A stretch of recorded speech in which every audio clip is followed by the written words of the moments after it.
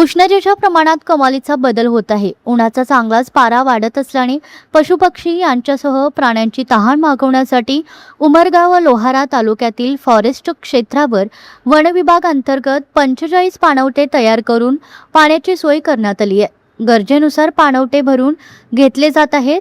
One परिक्षेत्रा अंतर्गत येणाऱ्या मुळज या वनक्षेत्रात वन विभागाने पुढाकार घेत टँकरद्वारे पाणी पुरवठा करून कोरडे पडलेले पाणवठे तुडुंब भरले आहेत। वन विभागाकडून वन्य प्राण्यांसाठी अशा प्रकारे टँकरने कृत्रिम पाणवठ्यात पाणी टाकले जात आहे। उन्हाचा फटका जितका नागरिकांना बसत आहे तितकाच पशुपक्ष्यांनाही बसत आहे।